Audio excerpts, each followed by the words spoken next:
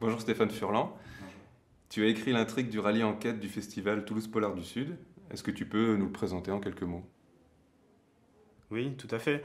D'abord, c'est un rallye enquête qui va se passer le samedi 10 octobre à 13 heures.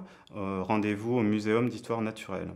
Donc ça va se passer sur une demi-journée, une après-midi, et avec une arrivée prévue aux alentours de 17h, 17h30 au salon Toulouse Polar du Sud à Basso-Cambo.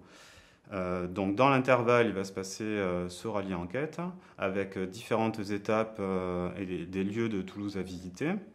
Il est fortement connoté d'un côté polar, très noir, et donc enquête, et de l'autre côté découverte de l'histoire, de la culture de Toulouse, et aussi des sciences, puisque ça tourne aussi, enfin l'intrigue tourne autour d'un grand personnage historique connu à Toulouse à ce niveau-là.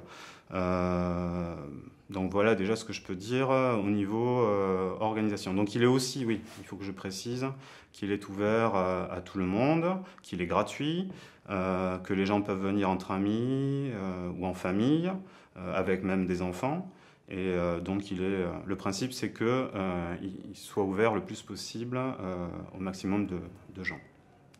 Les participants devront en fait, pour résoudre cette énigme, et en tout cas le meurtre de la victime, ils devront à la fois rentrer dans la tête de la victime et comprendre sur quoi il travaillait et quels étaient les enjeux, et en même temps ne pas négliger la partie plus classique de l'enquête avec des informations qui vont leur être données petit à petit au fil des étapes sur des témoignages, sur des indices euh, très concrets sur l'entourage de la victime.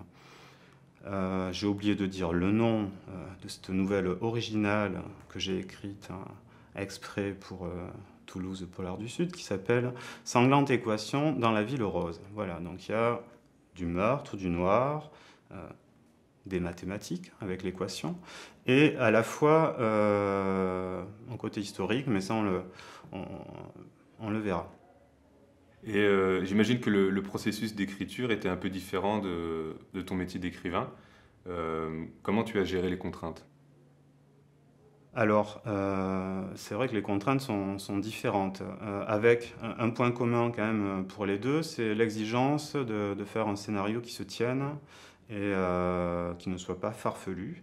Et, mais en même temps, donc, il faut intégrer cet aspect projection dans la ville, des lieux à visiter, des contraintes d'horaire à respecter. Donc tout ça mis ensemble, ça donne le résultat donc, que les joueurs et les participants vont découvrir.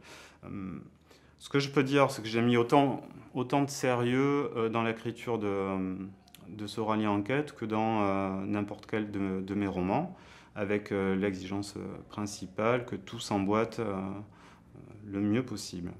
Donc voilà, au niveau des contraintes en tout cas. Et si tu avais un mot à leur dire à ces futurs participants qui leur donnerait un peu plus envie? Euh, je pense que le but de ce jeu, c'est en même temps se balader, mais en même temps vivre une aventure. Donc, il me semble, enfin, en tout cas, j'ai tout fait pour leur proposer une aventure qui va leur permettre de visiter ces lieux avec un autre regard, enfin, et avec un but à atteindre qui est trouver un coupable, le coupable de ce meurtre-là. Donc, et se mettre à la place de policiers. Donc il va y avoir des éléments très réels, je dirais, des éléments d'information très réels qui leur seront donnés, de témoignages, un peu comme ce qui se passe dans un roman policier classique. Euh, donc je leur conseillerais de ne pas négliger, de bien lire toutes les informations qui vont leur être données dans les différents lieux, de ne pas attendre, je pense, à la fin pour tout lire, mais vraiment essayer de vivre cette histoire tout le long du parcours.